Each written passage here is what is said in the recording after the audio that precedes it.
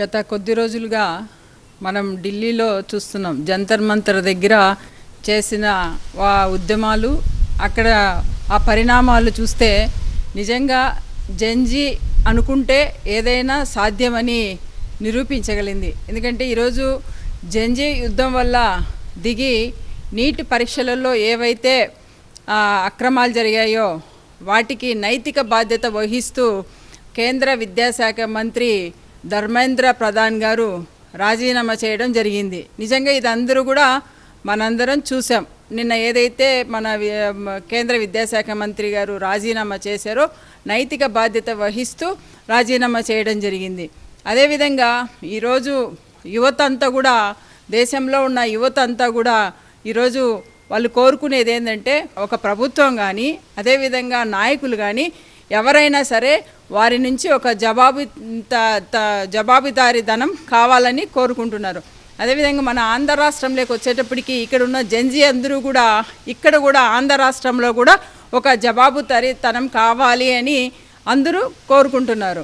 ఈరోజు ఏదైతే కేంద్ర విద్యాశాఖ మంత్రి గారు నీట్ పరీక్ష పేపర్లో అక్రమాలు జరిగినాయని నైతిక బాధ్యత తీసుకుని రాజీనామా చేశారో ఆంధ్ర రాష్ట్రంలో కూడా ఇక్కడున్న విద్యాశాఖ మంత్రి గారు కూడా రాజీనామా చేయాలి. ఎందుకంటే ఎక్కడైతే నీట్ పేపరు అక్రమాలు జరిగాయని తెలిసిందో అదేవిధంగా ఆంధ్ర రాష్ట్రంలో కూడా డిఎస్సిలో కూడా అక్రమాలు జరిగాయని ఆరోపణలు వస్తున్నాయి. కాబట్టి ఖచ్చితంగా ఏదైతే చెప్తున్నారో దానికి ఖచ్చితంగా ఇక్కడ విద్యాశాఖ మంత్రి గారు కూడా నైతిక బాధ్యత తీసుకోవాలని తెలియజేస్తున్నాం. ఎందుకంటే ఈరోజు డిఎస్సిలో కూడా అనేక అక్రమాలు జరిగాయి. అదేవిధంగా డిఎస్సి అనేది ఒక పెద్ద స్కామ్ అని ఆంధ్ర రాష్ట్రంలో కూడా తెలుస్తోంది. ఎందుకంటే మన అందరూ కూడా చూసాం, మన ఏదైతే ఈ ప్రభుత్వం మెగా డిఎస్సి అని చెప్పిందో ఈ ప్రభుత్వం అది కాస్త దగా డిఎస్సిగా మార్చడం జరిగింది. ఎందుకంటే ఈరోజు మనం ఏదైతే వీళ్ళు మెగా డిఎస్సి అని చెప్పుకుంటున్నారో వాళ్ళు మేము ఎక్కడా కూడా ఇందులో స్కామ్ జరగలేదు అని వాళ్ళు చెప్తున్నారు. కానీ ఖచ్చితంగా నిరుద్యోగులు కానీ ఈరోజు అందరూ కూడా ఇందులో స్కామ్ జరిగింది అని తెలుస్తోంది.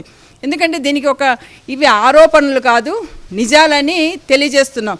ఎందుకంటే ఇక్కడ ఈ ప్రభుత్వం గమనించాల్సింది ఏంటంటే ఈరోజు ఈ ప్రభుత్వంలో ఈ డిఎస్సిలో ఫస్ట్ ర్యాంక్ వచ్చిన అబ్బాయి, ఎవరైతే ఫస్ట్ ర్యాంక్ వచ్చిన అబ్బాయి ఉన్నాడో అతనికి 2 పోస్టులలో ఆ అబ్బాయి ర్యాంకు సాధించాడు. ఒకటి ఫస్ట్ ర్యాంక్, 2 6th ర్యాంక్ వచ్చింది కృష్ణా జిల్లాకు సంబంధించిన వ్యక్తికి.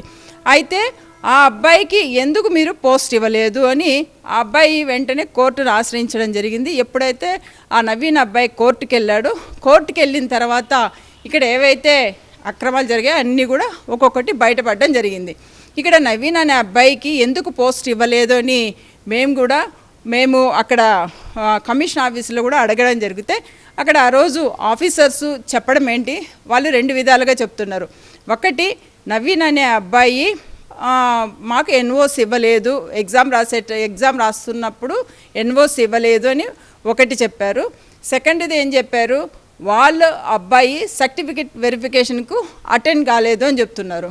ఇక్కడ మేము చెప్పేది ఏంటంటే నవీన్ అనే వ్యక్తి సర్టిఫికెట్ ఆ అబ్బాయి ఎన్ఓసి ఇవ్వాల్సిన అవసరం లేదు. ఎందుకంటే అవుట్సోర్సింగ్ చేసే వ్యక్తి ఎన్ఓసి ఇవ్వాలని ఎక్కడా రూల్ లేదు. సెకండ్ పాయింట్, వాళ్ళు సర్టిఫికెట్ వెరిఫికేషన్కు అటెండ్ కాలేదు అని అంటున్నారు. ఆ వ్యక్తి సర్టిఫికెట్ వెరిఫికేషన్కు అటెండ్ కావాలంటే వీళ్ళు ఇక్కడ నుంచి ఆఫీస్ నుంచి ఆ అబ్బాయికి సంబంధించిన డేటానంతా కూడా బ్లాక్ చేయడం జరిగింది.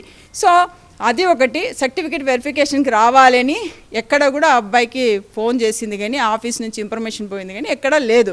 ఎందుకంటే ఎవరైతే అటెండ్ కాలేదో వాళ్ళందరికీ ఫోన్స్ వెళ్ళాయి, కానీ ఈ అబ్బాయికి మాత్రం ఫోన్ వెళ్ళలేదు.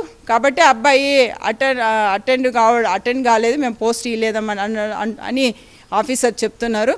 కానీ ఆ అబ్బాయికి వెళ్ళడానికి ఎటువంటి వాళ్ళ అబ్బాయి లాగిన్ బ్లాక్ చేయడం వల్ల అటెండ్ కాలేకపోవడం జరిగింది.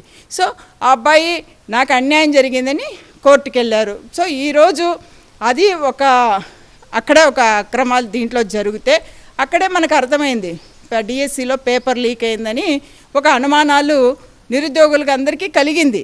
అదేవిధంగా నెక్స్ట్ స్పోర్ట్స్ కోటా తీసుకుంటే కూడా ఈరోజు ఈ స్పోర్ట్స్ కోటాలో అనేకమైన అక్రమాలు, అనేకమైన స్కామ్స్ జరగడం జరిగింది. ఎందుకంటే ఎప్పుడు లేని విధంగా ఈ స్పెషల్గానే ఈ స్పోర్ట్స్ కోటా అని 420 పోస్టులతో ఒక ఈ స్పోర్ట్స్ కోటా కింద స్పోర్ట్స్ కోటా తీసుకురావడం జరిగింది.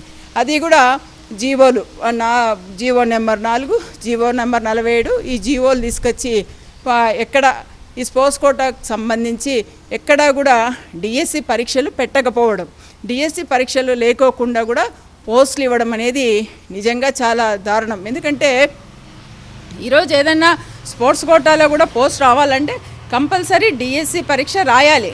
డిఎస్సి పరీక్షలు రాయకుండానే ఈరోజు వాళ్ళు స్పోర్ట్స్ కోటాలో పోస్టులు ఇవ్వడం అనేది ఒకటి.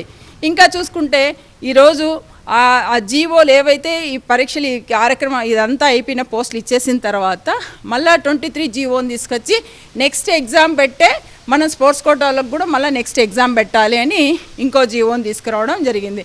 అంటే ఈ రకంగా తప్పుల మీద తప్పులు చేయడం. అంటే ఈరోజు ఇంకా స్పోర్ట్స్ కోటాకు సంబంధించి ఏదైతే నేషనల్ ఆడిన వాళ్ళు సర్టిఫికేట్స్ ఉంటే ఆ సర్టిఫికేట్స్కు లేకుండా వాళ్ళకు పోస్టులు ఇవ్వకుండా ఎవరైతే పార్టిసిపేట్ చేశారో వాళ్ళకు 70% అబోవ్ పోస్టులు ఇవ్వడం జరిగింది. అంటే ఈ రకంగా ఫేక్ సర్టిఫికేట్స్ ఇచ్చిన వాళ్ళకు కూడా ఈరోజు మీరు స్పోర్ట్స్ కోటా కింద పోస్టులు ఇవ్వడం జరిగింది. నిజంగా చదివిన నిజంగా జరిగిన అభ్యర్థులకు మాత్రం ఇక్కడ అన్యాయం జరిగింది. ఎందుకంటే ఈరోజు అనేక మంది చాలామంది వాళ్ళు ఈరోజు కోర్టులను ఆశ్రయించడం జరిగింది. మాకు అన్యాయం జరుగుతోందని వాళ్ళు పదే కూడా కోర్టులకు వెళ్ళి వాళ్ళ బాధ చెప్పుకోవడం జరుగుతుంది. అంటే ఇక్కడ నేను చెప్పేది ఏంటంటే డిఎస్సిలో ఈ ప్రభుత్వం ఏదైతే అక్రమాలు జరగలేదంటుందో ఇవన్నీ అక్రమాలకు అనుమానాలకు దారి తీయడం కాదా, ఇవన్నీ వాస్తవం కాదా అని నేను అడుగుతున్నా.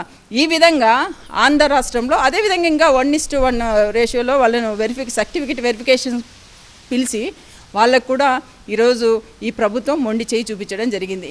ఈ రకంగా చెప్పుకుంటూ పోతే ఈ డిఎస్సిలో ఈ మెగా డిఎస్సిని ఏదైతే ఈ ప్రభుత్వం చెప్పుకుంటుందో ఈ డిఎస్సిలో అనేకమైన అక్రమాలు జరిగాయి.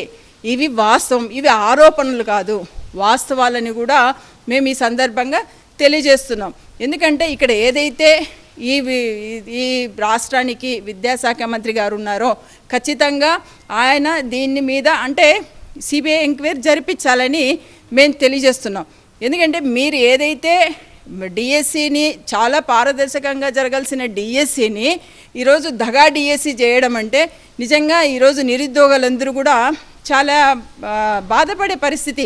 ఎందుకంటే ఈ రకంగా నిరుద్యోగులకు అన్యాయం చేస్తే నిరుద్యోగులు ఎంతో ఆశగా ఎదురు చూస్తారు. ప్రతి నోటిఫికేషన్కు వచ్చినప్పుడు చాలా ఆశగా ఎదురు చూస్తారు. ఇన్ని పోస్టులు ఉంటాయి, మనం ఇంతమంది మీరు సెలెక్ట్ కావచ్చు అని చాలా ఆశగా ఎదురు చూస్తారు. ఈరోజు ఈ డిఎస్సి వచ్చిన తర్వాత ఈరోజు నిరుద్యోగులందరూ కూడా ఒక భయాందోళనకు గురవుతున్నారు. ఎందుకంటే ఈ డిఎస్సిలో జరిగిన అక్రమాలే దీనికి కారణముని. ఎందుకు మన అందరం కూడా ఈరోజు మేము ఒకటి ఈ ప్రభుత్వాన్ని అడుగుతున్నాం, మీరు డిఎస్సిలో అక్రమాలు జరగకుంటే ఏదైతే జరగలేదని మీరు అంటున్నారు కదా, మీరు ఎందుకు సిబిఐ ఎంక్వైరీ వేయలేదు అని నేను అడుగుతున్నా. అదే స్పోర్ట్స్ కోటాకు సంబంధించి మీరు ఉద్యోగాలు అమ్ముకోలేదంటే దాని గురించి కూడా సిబిఐ ఎంక్వైరీ వేయండి, మేము అమ్మలేదు అని. సో ఈ రకంగా ఎందుకంటే ఒక్కొక్క పోస్టుకు 15 లక్షలు 20 లక్షలని వీడియోస్తో సహా బయటకు వచ్చాయి. ఇవన్నీ వాస్తవాలు కాదా అని నేను అడుగుతున్నా. ఎందుకంటే ఆంధ్ర రాష్ట్రంలో ఈరోజు నిరుద్యోగుల పరిస్థితి ఈ రకంగా, ఎందుకంటే ప్రతి ఒక్కరు కూడా బాధపడే పరిస్థితి. ఎందుకంటే ఈరోజు దీనికి అంతటికీ బాధ్యత వహిస్తున్న విద్యాశాఖ మంత్రి గారు ఖచ్చితంగా వాళ్ళు దీని మీద సిబిఐ ఎంక్వైరీ లేదంటే ఖచ్చితంగా విద్యాశాఖ మంత్రి గారు కూడా నైతిక బాధ్యతగా తీసుకొని వాళ్ళు కూడా ఇక్కడ రాజీనామా చేయాలని మేము డిమాండ్ చేస్తున్నాం. ఎందుకంటే ఈరోజు నిరుద్యోగులకు అన్యాయం జరుగుతుంది. ఎంతోమంది నిరుద్యోగులు ఈరోజు ఆశగా ఎదురు చూసే వీటిలలో కూడా ఈరోజు అన్యాయం జరిగితే ఈరోజు నిరుద్యోగులందరికీ కూడా అన్యాయం జరిగే పరిస్థితి. కాబట్టి ఈ రకంగా చేస్తే ఇది మంచిది కాదు అని ఈ ప్రభుత్వానికి మేము తెలియజేస్తున్నాం. అదేవిధంగా చాలా వరకు ఈరోజు ఏ ఎగ్జామ్ ఈ గవర్నమెంట్ కండక్ట్ చేసినా కూడా ప్రతి దాంట్లో కూడా అక్రమాలు జరుగుతున్నాయి. కాబట్టి వీటినన్నిటిని కూడా ఈరోజు ఈ ప్రభుత్వము బాధ్యతగా తీసుకొని ఖచ్చితంగా వీటిని నిరుద్యోగులకు న్యాయం చేయాలని మేము ఈ సందర్భంగా తెలియజేస్తున్నాం.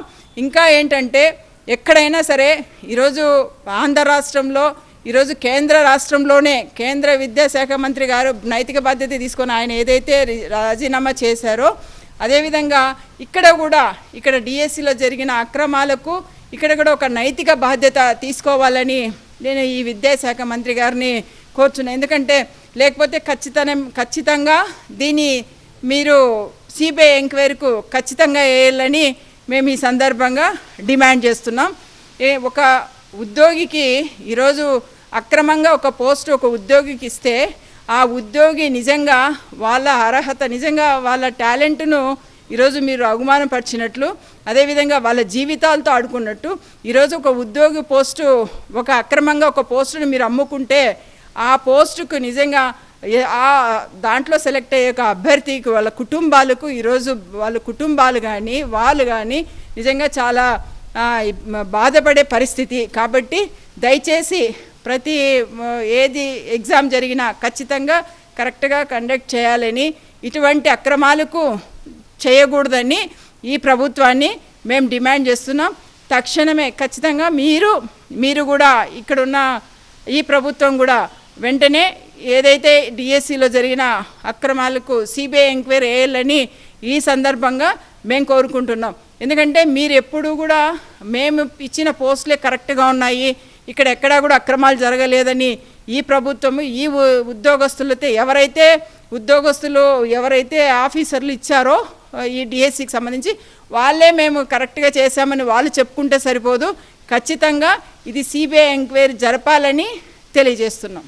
Thank you.